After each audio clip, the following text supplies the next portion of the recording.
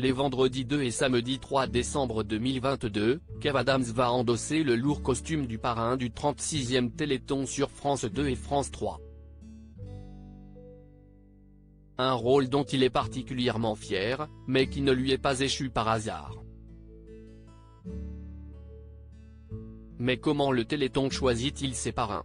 C'est le vendredi 2 décembre 2022, à partir de 18h40 dans Tout est possible, sur France 2, que Kev Adams, soutenu par une légende du cinéma français lors d'une cérémonie des Césars, donnera le coup d'envoi des 30 heures de programme pour ce 36e Téléthon. S'en suivront des émissions toute la journée, sur France 2 et France 3. Le samedi 3 décembre 2022, Maya Locquet, très engagée dans l'éducation de ses enfants, et Damien Thévenot, qui s'entend très bien avec Thomas Soto malgré les rumeurs, présenteront un télématin spécial.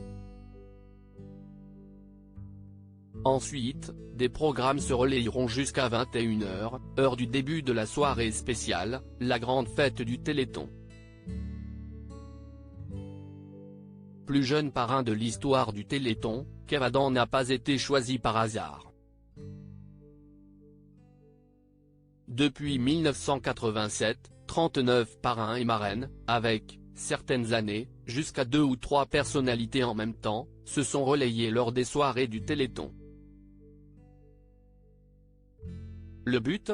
Inciter les téléspectateurs à faire des dons au 3637 pour aider la recherche et les malades. De Jerry Lewis, le premier en 1987, à Soprano en 2021. Par qui et comment sont choisis ces prestigieux parrains?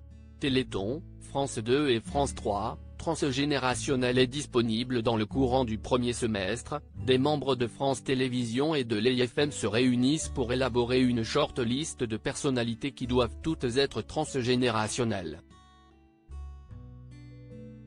C'est une des premières conditions, nous a confié Yannick Létranchant, producteur du Téléthon pour France Télévisions. C'est le cas cette année avec Kev Adams, le plus jeune parrain de l'histoire du Téléthon. Il possède une importante communauté sur les réseaux sociaux. Il s'adresse à un public plus vaste que les seuls téléspectateurs, ça nous permet d'élargir notre public et de toucher tout le monde.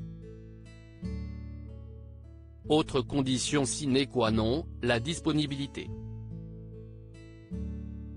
C'est un point très important, confirme Laurence Thienot-Herman, présidente de l'IFM Téléthon à Télé Loisirs. Il faut que la personnalité se rende disponible pour venir visiter les laboratoires et les familles. Ce n'est pas juste une conférence de presse et une émission, c'est un parcours de rencontres dans les semaines qui précèdent le Téléthon. Téléthon, France 2 et France 3, Kev Adams curieux et humain des parrains disponibles et qui n'hésitent pas à revenir en tant qu'invité, il y en a, à l'instar de Pascal Obispo, encore investi cette année avec un concert. Kev Adams, lui-même, n'en est pas à sa première participation à l'événement. Le plateau du Téléthon a été l'une de mes premières télévisions, nous précise-t-il.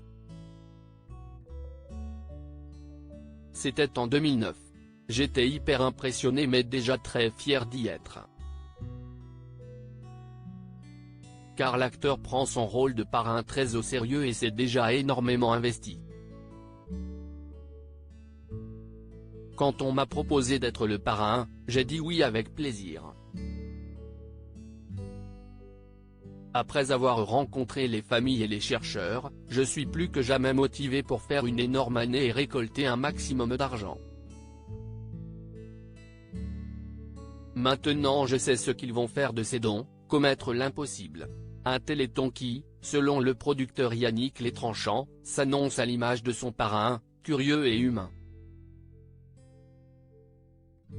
À lire aussi il est drôle, c'est un humoriste, le nom du parrain de la 36e édition du Téléthon dévoilé.